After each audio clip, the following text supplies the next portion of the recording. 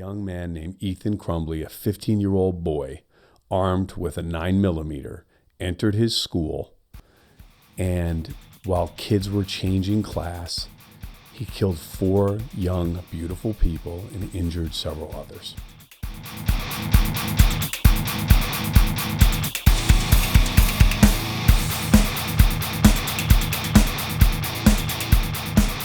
This case is unique. It's unique because Ethan Crumbley was charged as an adult and has been sentenced to life in prison without the chance of parole. Ethan is done. But in addition to charging Ethan, this case is unique because his parents are going to be held responsible and face trial for the deaths of these young people, for the warning signs they ignored and their own actions in contributing to the shooting on November 30th, 2021. So Jennifer Crumbley, Ethan's mother, was tried very recently and convicted of 4 counts of involuntary manslaughter. How does a person get charged with murder if they had nothing to do with the shooting itself?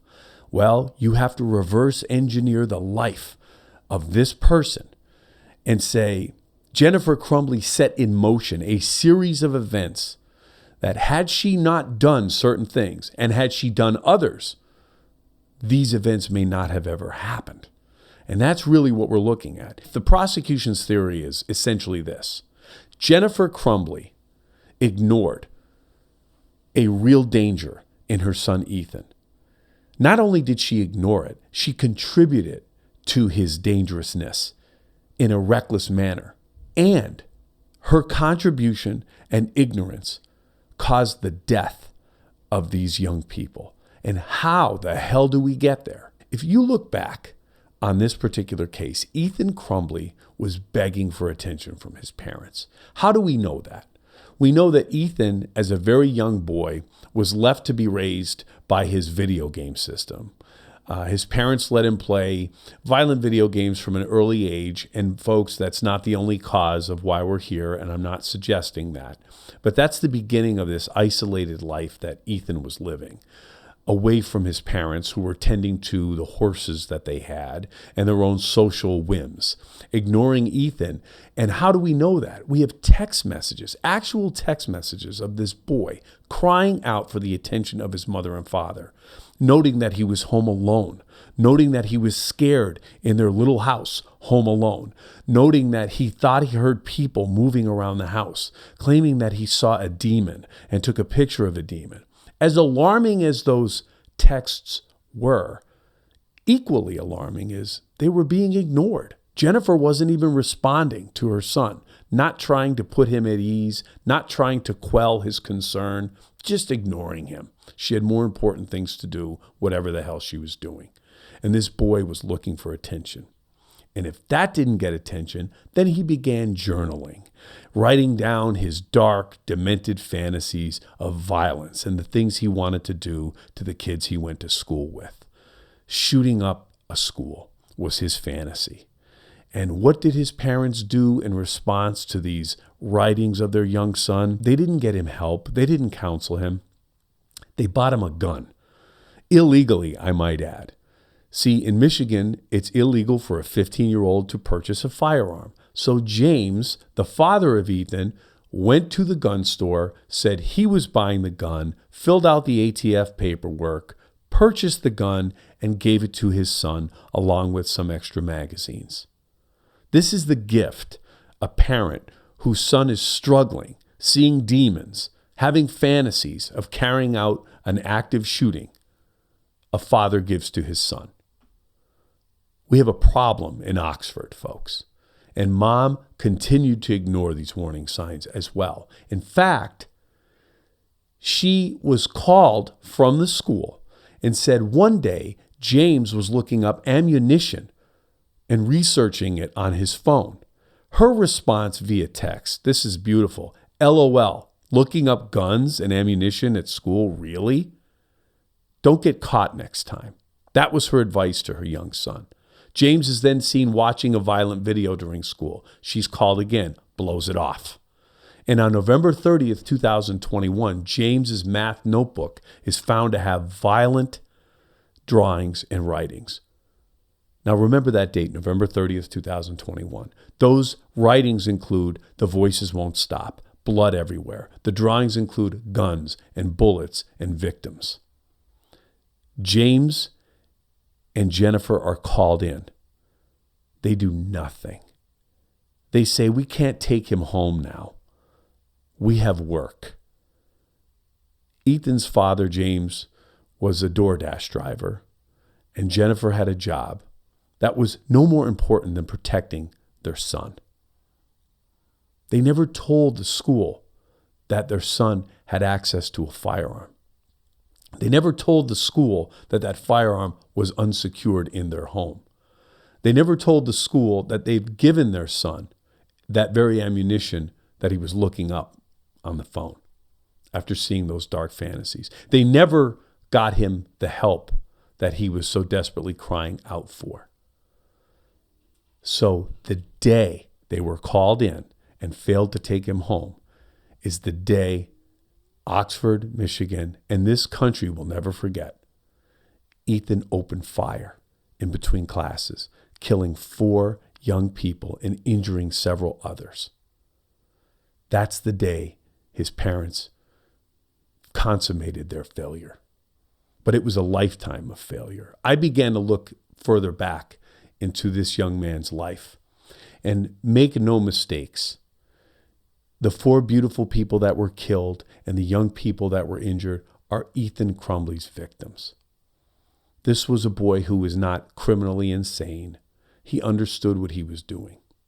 But from the perspective of the prosecution of his parents, Ethan is a victim too. He was a little boy who was ignored.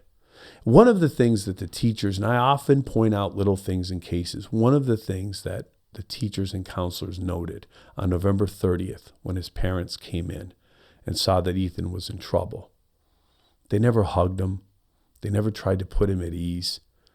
They never said it was going to be okay. They never asked, "What's going on?" They never tried to comfort him. And I'm reminded about the experiment in the orphanage where little children were raised without being hugged. They were only fed and changed babies. And they were failing to thrive without affection. They were dying. That's what happened to this boy. That is how a Frankenstein was constructed. These parents failed this little boy, and then they armed him to the teeth. What the hell do you think is going to happen? And I give Karen McDonald all the credit in the world, because without Jennifer Crumbley and James Crumbley, you would never have what Ethan did that day. And Ethan is responsible, and he's doing life without the chance of parole. But you cannot ignore what James and Jennifer failed to do and actually did. So the theory of the prosecution, they're charged with 4 counts of involuntary manslaughter. Involuntary manslaughter and active shootings are something I have experience with. I've prosecuted several active shootings, and I've prosecuted more involuntary manslaughter cases than I'd like to remember, folks. It's a slippery crime. It's a tough one to prosecute, and you got to build a compelling theory. So the theory of the prosecution against Jennifer, that was successful, spoiler alert, she was convicted, was basically Jennifer's ignoring of the warning signs, failure to inform the district that Ethan had access to a firearm, failing to secure that firearm, ignoring the writings, contributed to the deaths of these young people.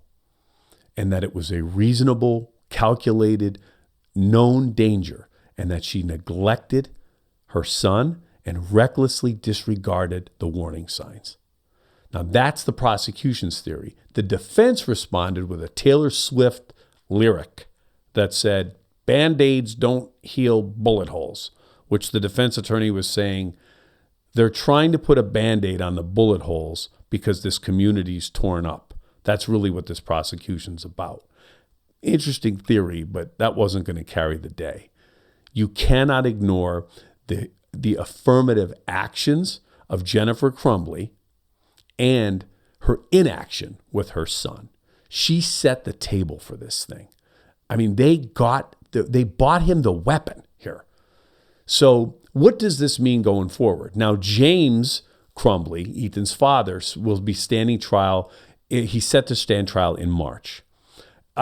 Maybe he learned a little bit from mom's defense strategies here. I doubt it. There's not a lot of wiggle room here on what they can say. Obviously, it'll be a different jury. But the bottom line is the prosecution has shown it can carry its burden in front of a jury that these parents' inaction and actions caused this shooting and led to the deaths of these 4 young people. Very powerful case. What does it mean now going forward across the country? Does it necessarily mean every parent of a school shooter can be held responsible? I don't think so. I think if you have a parent who bought the firearm, failed to secure it, ignored mental concerns of their child, and the drawings that were done here, you can bet whether it's in Michigan, Pennsylvania, Florida, Texas, that parent could stand trial and could be found guilty. If it's a parent who was unaware that their child was in possession of a firearm or wasn't aware of the writings of their child, then you would have a tougher time making that claim. The next question is, how far can we take this? If a young person robs a store, if a young person commits a carjacking, could their parents be held responsible if they failed to get them help? I don't know. It's an interesting question. We don't know where this can lead. But these particular facts, I give the prosecutor a tremendous amount of credit. This was not easy. It was a big risk to move forward on this prosecution. I didn't want to cover active shootings and school shootings on True Crime Boss. I think these things get highlighted enough. But something about this case has really been jumping out at me. And, I'm a tough prosecutor. I've seen my share of victims and some bad stuff over a course of 20 years. But there's something about Ethan that really touched me.